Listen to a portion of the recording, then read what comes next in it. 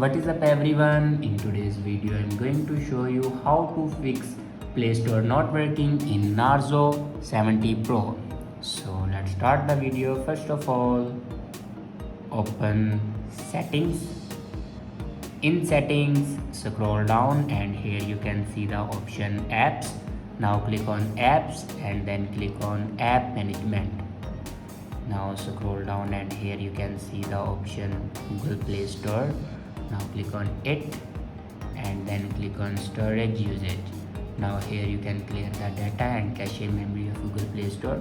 After clear data and cache memory, then go back to the main page of your home screen and check your internet connection works properly or not. If it doesn't work properly, then update your internet connection.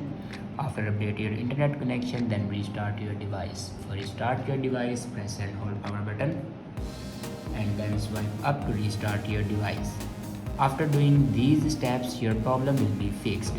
I hope this video is helpful for you. Thanks for watching.